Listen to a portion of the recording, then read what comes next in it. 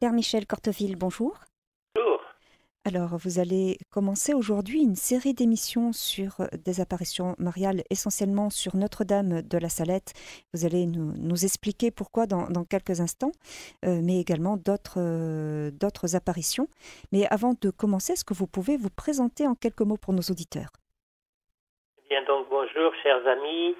Je suis un prêtre de 63 ans maintenant. Je suis incardiné en Afrique, en Côte d'Ivoire, où j'ai commencé mon ministère pendant plusieurs années, dans les années 80-90. À la suite d'un incident de santé, j'ai été autorisé par mon évêque à changer de climat et je suis parti en Amérique latine une dizaine d'années. Et puis dans les années 2000, je suis revenu en Europe et continuer mes études justement, faire ma thèse de théologie à Rome sur l'apparition de la Salette. Ensuite, j'ai fait un peu de ministère en France, en région parisienne.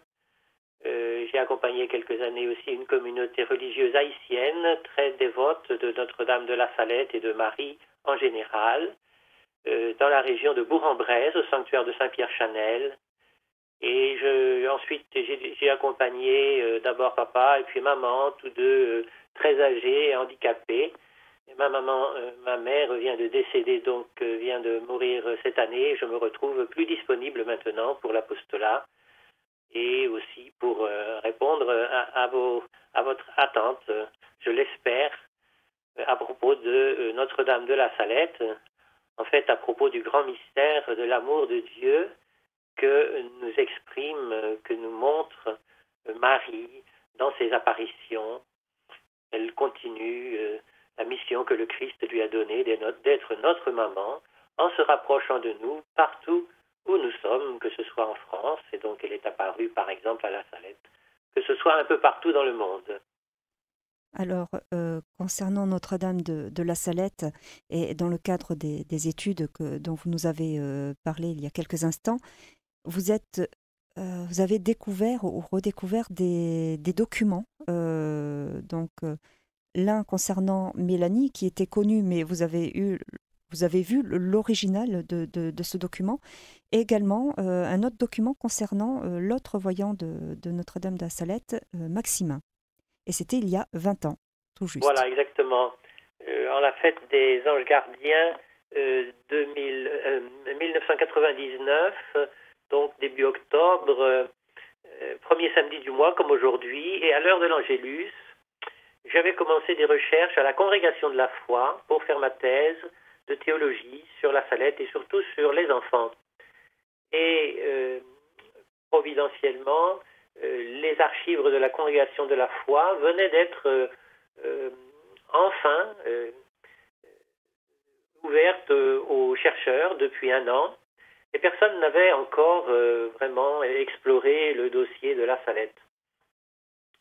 Et plusieurs fois, des demandes avaient été faites concernant les documents primitifs concernant l'apparition et ils n'avaient pas été retrouvés.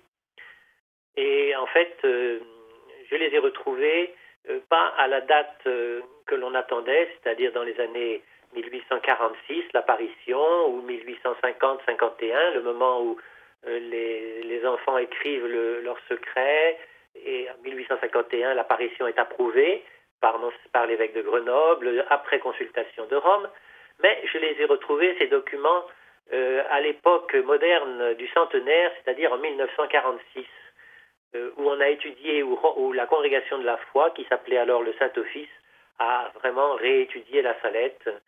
Et donc les documents à cette époque, en 1946, avaient été extraits des archives du pape Pie IX, conservées au Vatican, près des appartements pontificaux, voilà, et ils avaient été transférés à la congrégation de la foi. Alors j'ai eu la chance, à l'heure de l'Angélus, le 2 octobre 99, de retrouver les lettres et les enveloppes cachetées par Monseigneur de Brouillard et ses collaborateurs, attestant qu'il s'agissait bien de l'envoi au pape des déclarations, des lettres de Mélanie et de Maximin, qu'ils affirmaient avoir reçus de Marie, des messages secrets qu'ils affirmaient avoir reçus de Marie. Et donc, voilà, pour la première fois, ces textes ont enfin été disponibles pour l'histoire.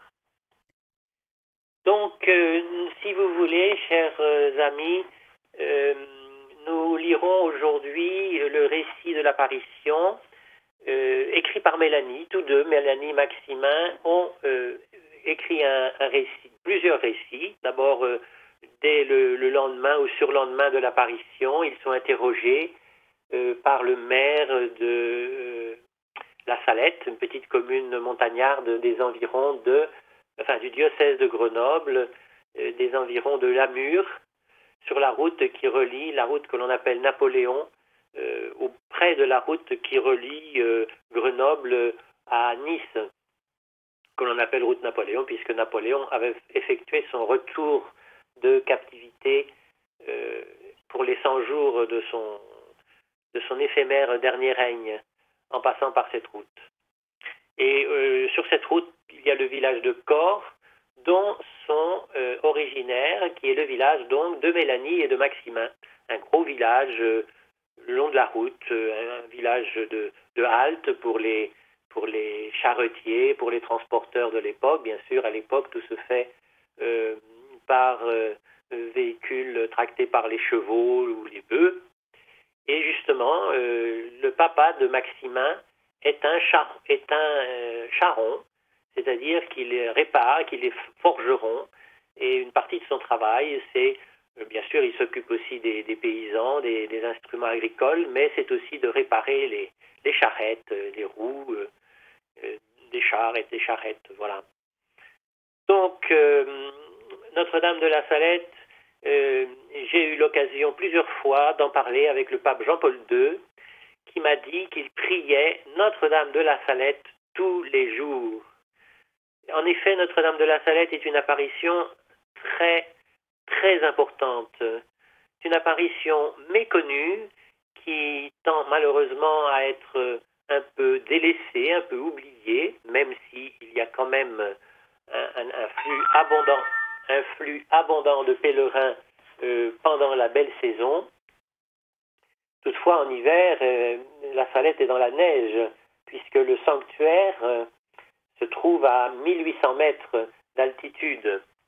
Donc les enfants, comme je vous ai expliqué, Mélanie Maximin habitaient Cors, mais Maximin, donc auprès de son papa Charron, Mélanie, elle, seulement en hiver, car l'été, elle était placée dans les environs comme bergère, donc dans des fermes, des environs, dans la montagne souvent, parfois même la haute montagne.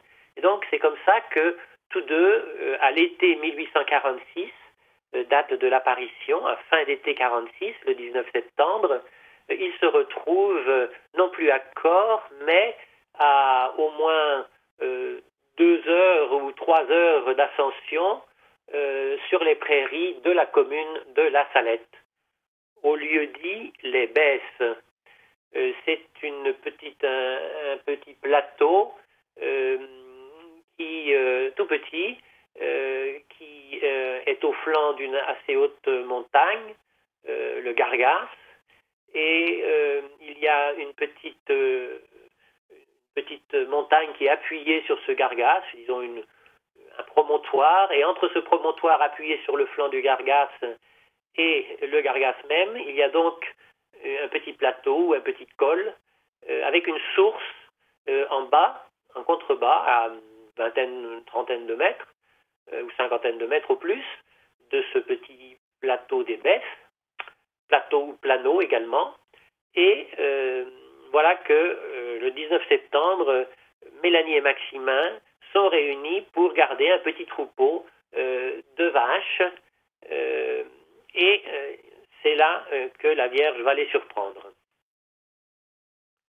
Donc, si vous voulez, chers auditeurs, comme je vous le disais, nous allons découvrir l'histoire de la Salette en relisant le texte de Mélanie, ce qui est tout à fait semblable pour l'essentiel à celui de Maximin, à quelques petits détails près, qui montrent que vraiment il s'agit d'une vision surnaturelle, d'une inspiration, et non pas d'une sorte de leçon que les enfants auraient apprise bêtement. Par exemple, c'est un petit peu comme dans l'Évangile, un détail divergent, c'est que Maximin parle de la main du Seigneur, alors que Mélanie va parler du bras du Seigneur. Voilà, donc c'est le sens et non pas les mots qui importent. Et alors, je prends le récit de Mélanie, non pas un des tout premiers, mais le récit qu'elle fait après avoir d'abord après avoir appris à lire et écrire, car au moment de l'apparition, tout cela, Marie va donc être obligée même de leur parler patois à un moment, patois ou plus exactement dialecte provençal, parce qu'elle ne comprend pas tout, Mélanie. Maximin comprenant mieux le français, pourtant Maximin est beaucoup plus jeune que Mélanie. Maximin n'a que 11 ans au moment de l'apparition et Mélanie en a déjà 15. Et dans beaucoup d'apparitions, nous avons un témoin majeur et d'autres témoins, d'autres enfants, plus jeunes généralement, qui entourent ce témoin majeur. Et donc, voilà qu'à la Salette, c'est Mélanie qui est le témoin privilégié. Maximin, c'est un petit peu comme François de Fatima, aura du mal à voir le visage de Marie. Ce visage il y avait trop de lumière, alors que Mélanie va le décrire d'une façon parfaite. Et voilà, donc Marie a respecté l'âge des enfants et elle s'est davantage fait comprendre à Mélanie qu'à Maximin, qui avait quand même un âge mental plus précoce. Et par conséquent, je privilégie le récit de Mélanie, celui qu'elle va rédiger elle-même en 1878, donc c'est 32 ans après l'apparition, et qui sera publié en Italie où elle se trouve à l'époque. Ce récit est tout à fait conforme au récit précédent, mais il développe davantage. À force de raconter l'apparition, à force de penser les détails, Mélanie arrive vraiment là à en faire la synthèse. Et donc, nous allons partir, chers amis auditeurs et frères, en ce premier samedi du mois, nous allons partir à la suite de Mélanie et Maximin sur la montagne de la Salette. Je fais une petite parenthèse avant de commencer pour inviter nos auditeurs et l'équipe de Radio Maria à s'associer au deuil de deux associations qui œuvrent pour la mémoire, pour l'histoire de la Salette, pour la mémoire notamment de la vie des enfants de la Salette, l'association Maison de Mélanie qui a restauré à Corps la Maison de Mélanie, et nous venons de célébrer les obsèques d'un ancien secrétaire de cette association, M. Jean-Baptiste Catroux, dans le diocèse de Nantes, à la Grigonnet. Et donc, Jean-Baptiste, qui vient de nous quitter pour le ciel, nous l'espérons, nous en sommes presque certains, eh bien, a beaucoup travaillé dans sa longue retraite, l'histoire de la Salette et particulièrement celle de Maximin. L'autre association qui s'associe aussi à ses recherches sur la Salette s'appelle Salette Montfort Miséricorde. Son siège est à Saint-Laurent-sur-Sèvre, le pays de Saint-Louis-Marie Grillon de Montfort. Nous verrons par la suite comment Saint-Louis-Marie et la Salette sont liés par une même cause, par Marie d'abord, que Saint-Louis-Marie Grillon de Montfort a annoncé, et aussi par la question d'un apostolat nouveau, de nouveaux apôtres, que Saint-Louis-Marie a demandé à Marie, et à la Salette, Marie vient répondre à cette demande de Saint-Louis-Marie Grillon de Montfort. Alors après cet excursus, après cette pensée pour notre frère Jean-Baptiste et pour sa famille, nous voici donc à la suite de Mélanie et Maximin, montant vers la montagne de la Salette. Et le récit de Mélanie commence la veille de l'apparition. Le 18 septembre, j'étais seul, comme à mon ordinaire, à garder les vaches de mon maître. Vers 11 heures du matin, je vis venir auprès de moi un petit garçon. À cette vue, je m'effrayais parce qu'il me semblait que tout le monde devait savoir que je fuyais toutes sortes de compagnies. Cet enfant s'approcha de moi et me dit « Petite, je viens avec toi, je suis aussi de corps. » À ces paroles, mon mauvais naturel se fit bientôt voir, et faisant quelques pas en arrière, je lui dis « Je ne veux personne, je veux rester seul. » Mais cet enfant me suivait en me disant « Va, laisse-moi avec toi, mon maître m'a dit de venir garder mes vaches avec les tiennes. Je suis de corps, moi aussi. » Moi, je m'éloignais de lui, en lui faisant signe que je ne voulais personne. Mais après m'être éloigné, je m'assis sur le gazon. Là, je faisais ma conversation avec les petites fleurs du bon Dieu. Alors ici, excusez-moi frères et sœurs, mais je fais une petite interruption. Et cette histoire de la conversation avec les petites fleurs du bon Dieu que nous raconte Mélanie, nous la trouvons aussi chez Bernadette de Lourdes. Voilà, Marie, c'est vraiment la reine, le chef-d'œuvre de la création. Donc tout ce qu'il y a de beau dans la création nous ramène à Marie, et les enfants, les saints, les voyants qui ont vu Marie ont cet attrait pour la belle création du bon Dieu. Alors voilà ma digression terminée sur les petites fleurs du bon Dieu. Je continue avec Mélanie. Un moment après, je regarde derrière moi et je trouve Maximin assis tout près de moi. Il me dit aussitôt « Garde-moi, je serai bien sage. » Mais mon mauvais cap naturel n'entendit pas raison. Je me lève avec précipitation et m'enfuis un peu plus loin, sans rien dire. Et je me remets à jouer avec les petites fleurs du bon Dieu. Un instant après, Maximin était encore là à me dire qu'il serait bien sage, qu'il ne parlerait pas, qu'il s'ennuierait d'être tout seul, que son maître l'envoyait près de moi, etc. Cette fois, j'en eus pitié. Je lui fis signe de s'asseoir et moi, je continuais avec les petites fleurs du bon Dieu. Maximin ne tarda pas à rompre le silence. Il se mit à rire. Je crois qu'il se moquait de moi. Je le regarde et il me dit « Amusons-nous, faisons un jeu. » Je ne lui répondis rien, car j'étais si ignorante que je ne comprenais rien au jeu avec une autre personne, ayant toujours été seule. Je m'amusais avec les fleurs toute seule, et Maximin, s'approchant tout à fait de moi, ne faisait que rire, en me disant que les fleurs n'avaient pas d'oreilles pour m'entendre et que nous devions jouer ensemble. Mais je n'avais aucune inclination pour le jeu qu'il me disait de faire. Cependant, je me mis à lui parler, et il me dit que les 10 jours qu'il devait passer avec son maître allaient bientôt finir, et qu'ensuite il s'en irait à corps chez son père, etc. Tandis qu'il me parlait, la cloche de la Salette se fit entendre, c'était l'Angélus. Je fis signe à Maximin d'élever son âme à Dieu. Il se découvrit la tête et garda un moment le silence. Ensuite je lui dis « Veux-tu dîner ?» « Oui, me répondit-il, allons. » Nous nous assîmes, je sortis de mon sac les provisions que m'avaient données mes maîtres, et selon mon habitude, avant d'entamer mon petit pain rond avec la pointe de mon couteau, je fis une croix sur mon pain, et au milieu un petit trou en disant « Si le diable il est, qu'il en sorte, si le bon Dieu il est, si le bon Dieu y est, qu'il y reste. » Et vite, vite, je recouvris le petit trou.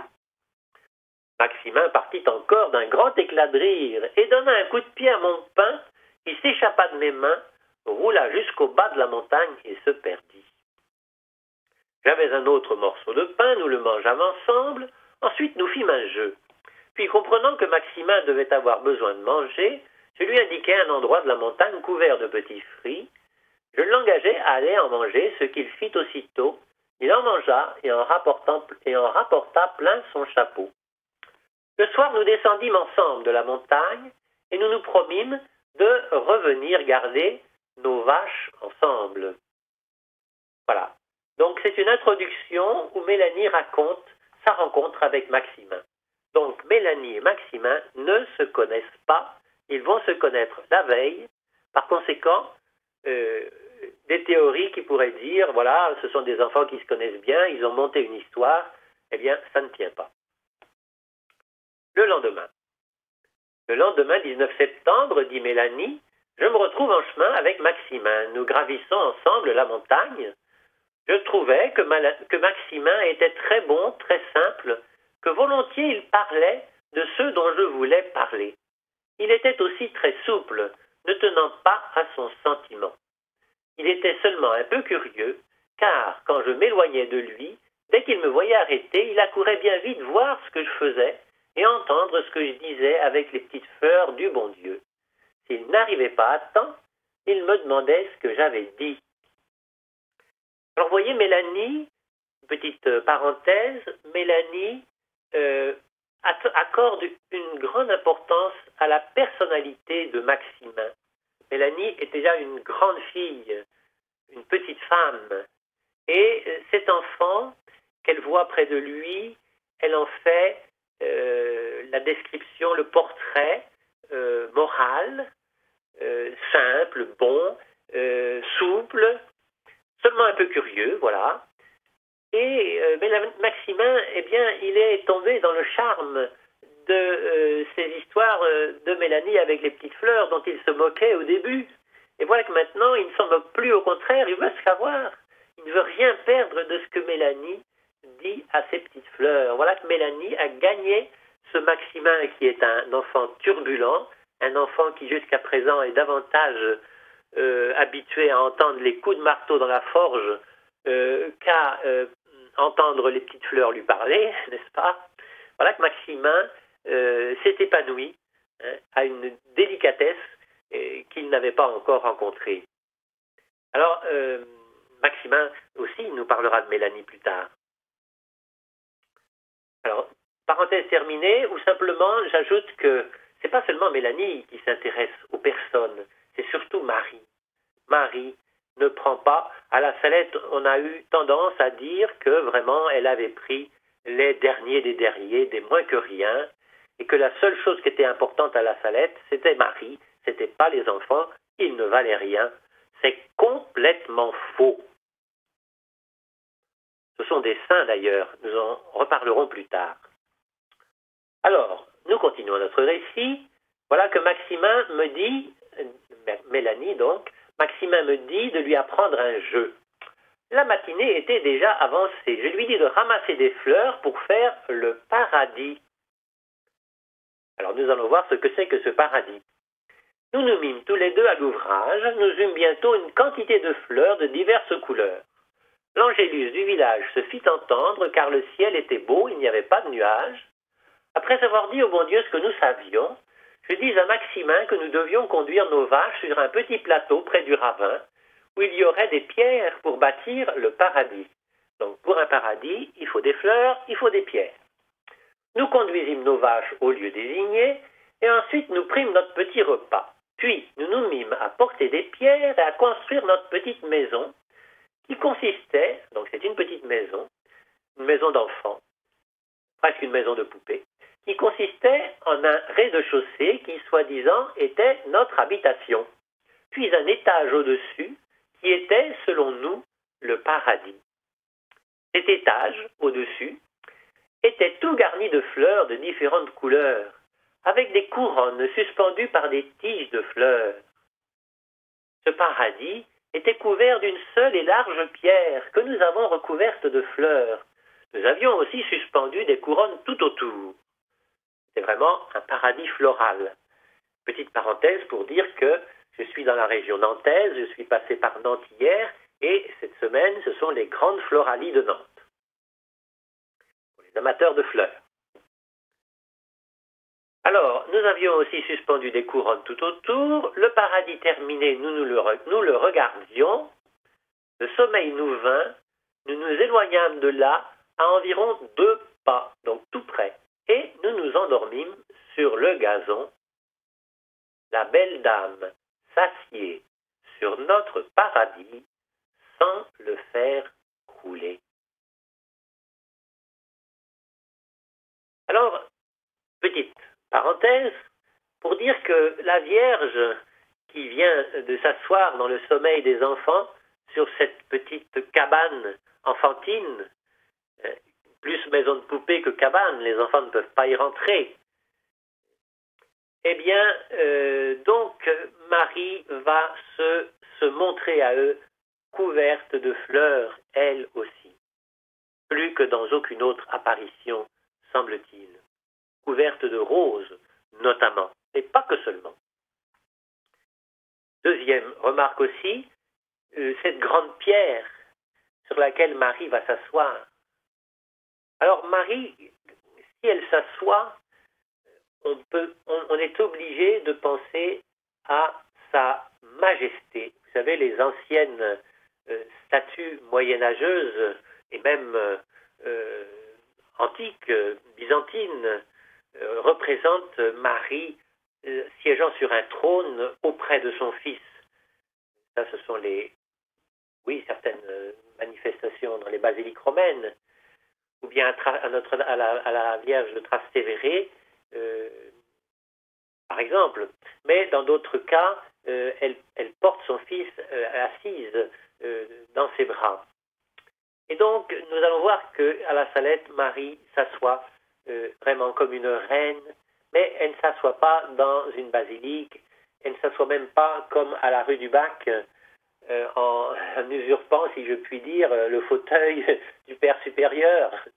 C'est là qu'elle s'assoit lorsqu'elle apparaît à Catherine Labouré dans la chapelle de droite de l'église de la Médaille miraculeuse.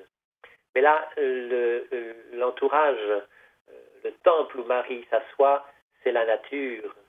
C'est vraiment la reine de l'univers, la reine du ciel et de la terre. Puisque à cet endroit-là, on est entre ciel et terre. Et puis, cette idée que des enfants construisent quelque chose, jouent à construire, on la retrouve aussi à Fatima. Fatima, les enfants sont en train de construire un petit mur en pierre. C'est un jeu d'enfant. Voilà. La Vierge, le Seigneur rejoint les enfants là où ils sont, dans leur vie d'enfant, dans leur jeu d'enfant. Pourtant, ce jeu d'enfant de Mélanie et de Maximin, il est déjà très chrétien. Ils ne s'amusent pas à faire une cabane n'importe laquelle. C'est déjà un paradis. Alors ça nous en dit beaucoup sur Mélanie. Mais n'anticipons pas, continuons le récit de l'apparition. Alors on ne pourra pas tout lire, ce sera donc par plusieurs épisodes. Et nous allons simplement voir la découverte de Marie dans sa première position, donc assise sur cette petite construction, sur ce paradis, sur cette grande pierre. Ce que je n'ai pas dit, c'est que cette pierre, après l'apparition, va être fragmentée en 1000 morceaux et un certain nombre de pèlerins, ou même de chapelles, conservent des fragments de cette pierre où Marie s'est assise, notamment dans la basilique, dans le sanctuaire, à la gauche. On voit un morceau, dans un reliquaire, un morceau de cette pierre de schiste noir. M'étant réveillée, dit Mélanie, et ne voyant pas nos vaches, j'appelai Maximin et je gravis le petit monticule. De là, ayant vu que nos vaches étaient couchées tranquillement, je redescendais, et Maximin montait, quand tout à coup, je vis une belle lumière, plus brillante que le soleil, et à peine ai-je pu dire ces paroles, « Maximin, vois-tu là-bas » Ah, mon Dieu! En même temps, je laissai tomber le bâton que j'avais en main. Je ne sais ce qui se passait en moi de délicieux dans ce moment, mais je me sentais attiré et je sentais un grand respect, plein d'amour. Et mon cœur aurait voulu courir plus vite que moi. Je regardais bien fortement cette lumière qui était immobile. Et comme si elle se fût ouverte, j'aperçus une autre lumière, bien plus brillante, et qui était en mouvement.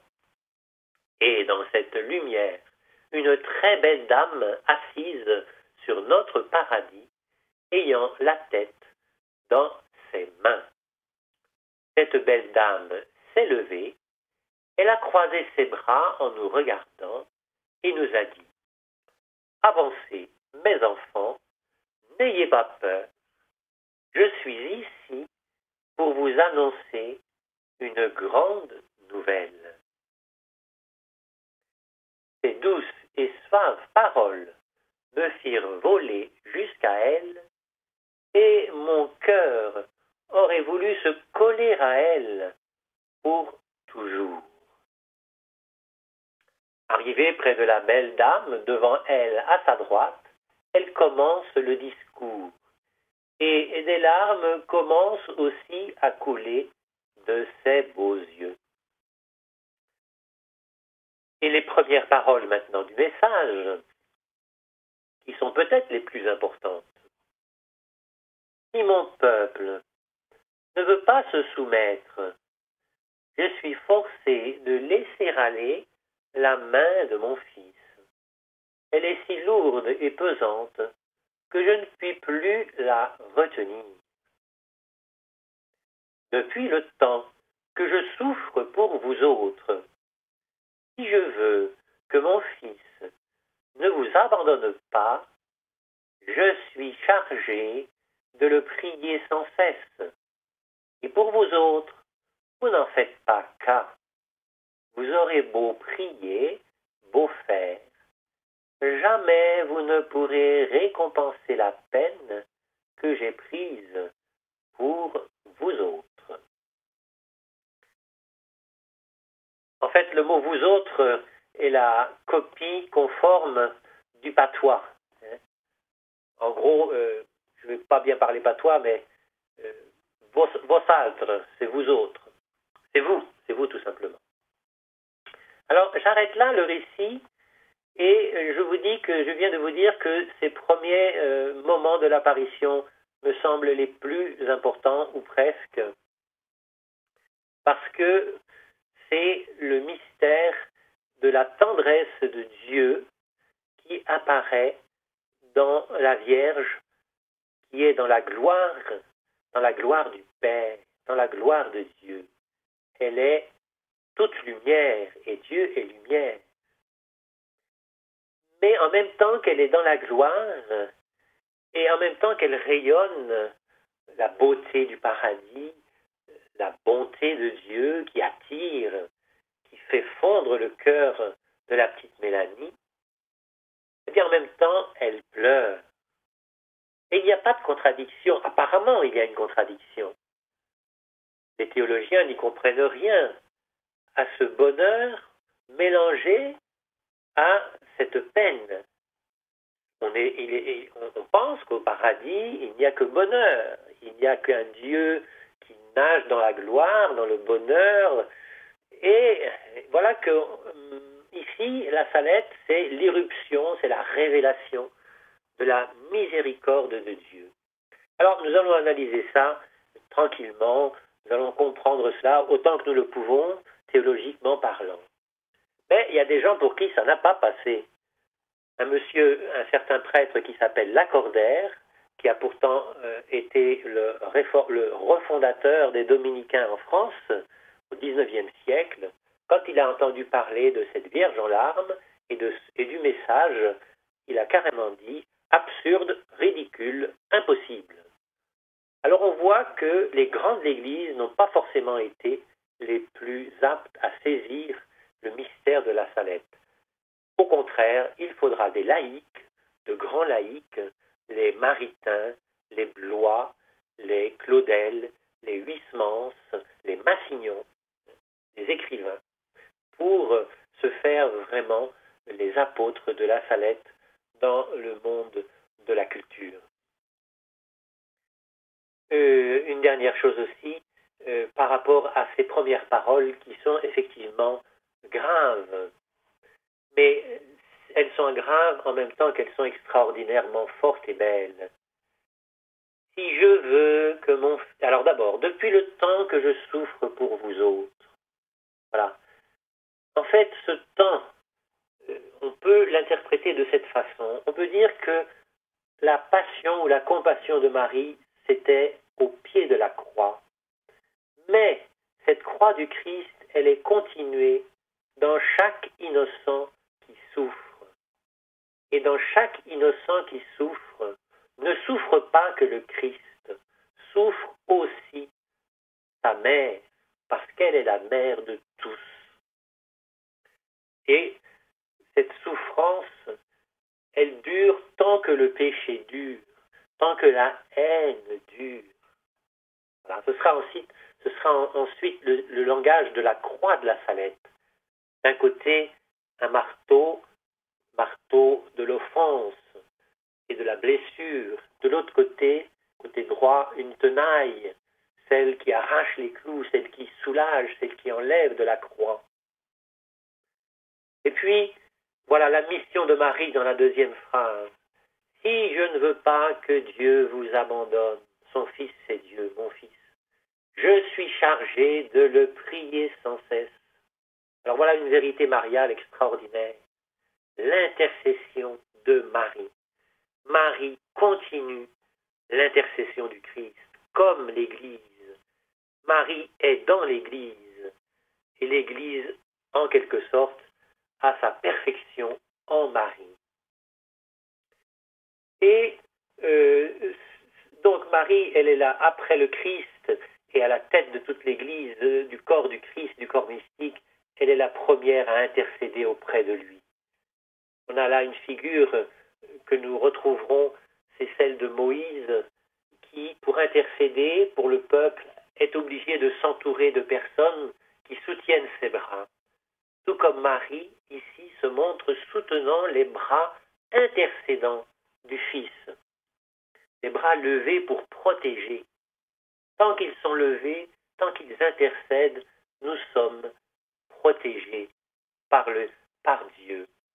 Mais il faut en faire cas. Il faut se montrer reconnaissant. Et que demande Marie dans la dernière phrase, la troisième? Vous aurez beau dire, beau faire, jamais vous ne compenserez cette peine que j'ai prise pour vous. Autrement dit, vous n'avez pas grand-chose à faire, vous ne pouvez rien faire, si bien sûr, mais ce ne sera jamais en dessous de ce que moi, Marie, mère du Christ au pied de la croix, mère des innocents au pied de leur croix, je souffre encore et j'ai souffert. Alors vous n'avez pas besoin d'en rajouter beaucoup. Recevez cette nouvelle, cette grande nouvelle. Vous voyez, juste avant, la Vierge a dit, mes enfants, approchez, je suis ici pour vous annoncer une grande nouvelle. Eh bien, cette grande nouvelle, c'est cela. C'est l'intercession de Marie, mais pas seulement de Marie. Ce sera l'intercession de Mélanie, de Maximin. Ce sera l'intercession de tous les chrétiens qui vont se mettre à la suite de Marie pour œuvrer, car il ne s'agit pas seulement de paroles. Il va falloir œuvrer avec Marie pour déclouer le Christ en ses membres. Voilà, donc, ce que je peux dire pour cette première émission sur l'apparition de la Salette. Et je vous écoute maintenant. Merci beaucoup, Père Michel Corteville. En vous écoutant, notamment concernant ce passage où Marie dit qu'elle va laisser aller la main de son fils, moi j'avais une mauvaise compréhension en fait de ce passage. J'imaginais Marie en train de retenir son fils de frapper l'humanité. En fait, c'est davantage comme ce passage de l'Ancien Testament où Moïse est soutenu par Aaron et Hur lorsqu'ils prient pour l'armée d'Israël. Oui, c'est exactement cela. La Salette, effectivement, il ne faut pas exclure cette volonté de Marie de nous dire que si nous continuons sur le chemin du péché, nous allons au-devant de malheurs. Ça, c'est bien la Salette. Mais ces malheurs ne viennent pas du tout de Dieu. Au contraire, Dieu et Marie veulent empêcher ces malheurs. Et donc, ces bras du Christ élevés pour protéger son peuple, eh bien, c'est pour empêcher le mal de submerger l'humanité. Et ce mal n'a rien à voir avec Dieu, bien sûr. Dieu n'est qu'amour. En tout cas, merci beaucoup pour cet éclairage parce que effectivement, je n'avais pas du tout compris cette parole de Marie dans ce sens-là. Et maintenant, donc, j'imagine bien donc Marie en train de soutenir son fils par son intercession. Voilà. Ce qui est intéressant aussi, c'est de voir, donc vous avez bien parlé de la personnalité des deux petits voyants, qui est radicalement différente. Donc on imagine Oui, bien Mélanie, donc en pleine adolescence, qui ne veut voir personne, et puis Maximin, encore enfant, qui est tout, euh, on va dire turbulent, peut-être pas oui, oui, turbulent, mais enfin tumultueux. Et finalement, Marie s'adresse à des personnes très différentes dans leur caractère. absolument, oui. Tous les caractères sont bons pour Marie, pour le Seigneur. Quelquefois, on a un petit peu tendance à vouloir les autres sur notre manière à nous d'être. Et là, la Vierge nous donne une leçon aussi, elle le donne à l'Église, parce que finalement, Maximin, bon, à la Salette, nous voyons Marie venir, se révéler, se montrer à ceux qui en sont dignes, qui sont des pauvres. Mais la pauvreté de Mélanie et Maximin n'est pas la même pauvreté que celle de Bernadette de Lourdes.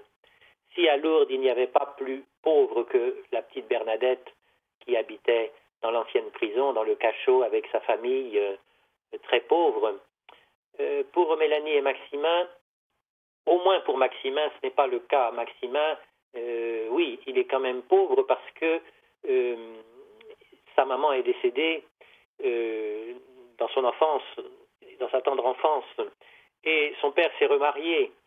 Et la belle-mère, donc la nouvelle maman de Maximin, ben, elle l'aime moins lui que les enfants qu'elle a dans son mariage avec Monsieur Giraud, le Charon Giraud. Et il arrive à Maximin quelquefois de manger après tous les autres dans la famille, et il faut même qu'un de ses demi-frères lui garde un petit quelque chose de son repas pour qu'il en ait assez. Mais donc la pauvreté de Maximin et de Mélanie est une pauvreté affective, parce que le petit Maximin n'est donc pas bien aimé par sa marâtre ou belle-mère. Et de plus, son père, ben, il le mène un peu à la rude. Quand Maximin lui racontera l'histoire, la première fois à son père, ce qu'il recevra de son père, c'est une gifle, une bonne et forte gifle. Voilà ce que reçoit le petit Maximin au premier récit qu'il fait de l'apparition à son père. Donc on voit que Maximin est habitué même à recevoir des coups. Et voilà, Marie, pour ce qui est de Mélanie maintenant, Mélanie est une personne tout à fait à l'opposé de Maximin quant au caractère, effectivement. On peut dire qu'elle n'est plus adolescente. Mélanie est très précoce. Elle a commencé très vite une vie. Elle a été aussi menée à la dure, non pas parce qu'elle est orpheline, mais parce que très tôt elle est partie travailler dans les fermes. À 7 ans, la voilà partie gardant les troupeaux, même des troupeaux dangereux parfois, même des taureaux. Bon, elle a plus 7 ans, elle a 14 ans, 13 ans, mais quand même, c'est un travail dangereux. Et puis c'est la montagne, l'hiver c'est dangereux, il y a de la neige, il peut y avoir des loups, etc. Mélanie et Maximin, ce sont des pauvres affectivement parlant. Il leur manque de l'amour. Pour Mélanie, ce sera encore plus fort que pour Maximin, parce que Mélanie, elle est bien aimée par son papa. Le couple des parents de Mélanie est un couple boiteux. D'ailleurs, ils ne finiront pas leur vie ensemble, les parents de Mélanie. Le Charon Giraud par le Charon Giraud, pardon. Euh, Mélanie, c'est Mélanie Calvat, le père Calvat, ou Mathieu, on l'appelle aussi Mathieu, va divorcer de sa femme, va vivre avec une autre femme à la fin de sa vie. Ils sont très différents. Lui, c'est un homme plutôt sérieux et travailleur. Elle, la maman de Mélanie, elle est plutôt un petit peu négligeant le ménage, très branchée sur tout ce qui est distraction, fête, provençal que le père qui n'est pas souvent à la maison, qui s'en va travailler au loin, et quand il revient, la maison n'est pas toujours rangée, les habits sont pas toujours comme il faut, il leur manque des boutons ici ou là, il se fâche avec sa femme, et Mélanie essaye de tempérer un peu,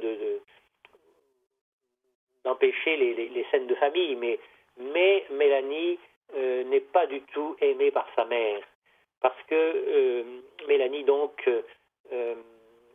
est sans doute prédestinée, vient au monde après, comme c'est une des premières filles, c'est la première fille, je pense, de la famille Calva, et la maman est bien contente d'avoir une fille après avoir eu des garçons. Mais voilà que cette fille se montre taciturne et même peureuse. Et quand sa mère veut l'emmener aux fêtes, etc., voilà que la petite trépigne et pleure et fait des scènes. Ce qui fait que l'enfant que la mère espérait avoir comme une petite compagne dans ses sorties avec sa petite fille à elle, alors que les garçons pouvaient aller se promener et jouer à droite à gauche, elle aurait eu sa petite fille avec elle, elle aurait pu bien aller partout se promener avec sa petite, visiter les familles, etc., et même participer aux petites fêtes, et peut-être que l'enfant aurait été toute contente. Eh bien non, pas du tout. Mélanie se réfugie dans un certain mutisme, dans le silence. En fait, Mélanie a d'abord ce caractère réservé, ce caractère... en plus, Pierre Calvin, le papa de Mélanie, lui, il est croyant. Et Mélanie est encore toute petite, que déjà il lui parle du bon Dieu, il l'assoit sur ses genoux, il décroche le crucifix de la maison et il lui dit voilà, c'est Jésus qui est là, c'est lui qui a donné sa vie pour toi. Alors le père Calvin, il va un peu vite, la petite, elle comprend pas tout à fait ce qu'elle doit comprendre. Elle a un âge où Dieu, où les abstractions, où les personnes absentes, ça ne veut rien dire. Donc elle voit une croix, elle voit cette image du Christ sur la croix, et elle observe que celui qu'on lui dit être son sauveur, il ne bouge pas, il souffre, il se tait. Alors elle se dit, si celui, elle voit comme du petit lait ce que le papa lui dit, elle a vraiment une prédestination à accueillir Dieu dans son âme. Et elle se dit, si mon Jésus, il se tait, il reste là, il ne bouge pas, il est sur la croix, moi je vais faire la même chose. Voilà. Donc elle prend les choses au premier degré. Le papa Calva, n'a pas eu la pédagogie qu'il aurait fallu. Mais ça aurait été un autre enfant, ça n'aurait pas du tout déclenché le même amour en Mélanie, le même amour d'imiter ce Christ sur la croix. Père Voilà. Michel, nous arrivons au terme de cette émission. Simplement, rapidement, nous avons un auditeur qui souhaiterait vous dire quelque chose. Il s'agit d'Albert. Il nous appelle de Fontainebleau. Albert, c'est à vous. Oui, bonjour Père. Bonjour Albert. Je vous remercie beaucoup pour votre récit de Notre-Dame de la Salette. Mon épouse a été malade 20 ans sur nos 30 ans de mariage d'une maladie neurodégénérative. Et après son décès, après être passé à Notre-Dame-du-Lot, je suis allé à Notre-Dame de la Salette. Et pour moi, j'ai été très touché de l'abandon de Marie à son peuple. Et les larmes de Marie, pour moi, étaient des larmes qui m'incitaient à donner ma vie, le reste de ma vie, pour la consoler. Dans les derniers mois de la maladie de mon épouse, qui n'avait plus du tout il n'y a plus de muscles dans son visage, mais je percevais que mon épouse avait toujours sa beauté. Et la beauté de Marie, la beauté de chaque femme qui porte la vie en elle. Et pour moi, donc je rends grâce à Dieu de sa beauté, donc en chaque femme que Dieu me donne de rencontrer. Et pour moi, Marie est la gardienne de la belle union.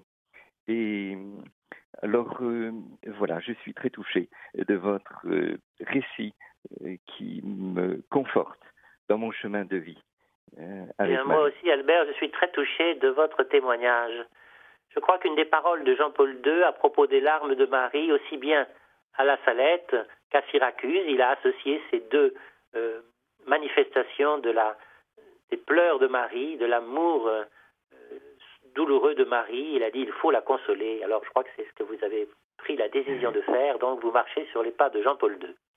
Oui, je suis très touché. Et en tout cas, voilà, certainement que votre épouse du haut du ciel nous entend et se réjouit, car l'amour se prouve dans les larmes, dans la souffrance. Voilà. Oui, mon épouse m'a fait découvrir le sens de ma vie, qui est de me donner ma raison de vivre et la plénitude. Et pour moi, je n'ai que mon corps et mon esprit dont je suis maître. C'est la seule réalité que je peux donner. Voilà. Je pense que c'est exactement ça le message central de la Salette. Alors, merci beaucoup, Albert. Nous avons déjà dépassé le terme de l'émission. Voilà, merci beaucoup, Albert, pour votre appel. À très bientôt. Au revoir, Albert. Union de prière. Oui, au revoir, Père, bien sûr. Merci. Voilà, et Père Michel Corteville, nous vous retrouverons donc le mois prochain pour continuer le récit des apparitions de Notre-Dame à la Salette avec merci beaucoup, Mélanie et Maximin. Merci beaucoup.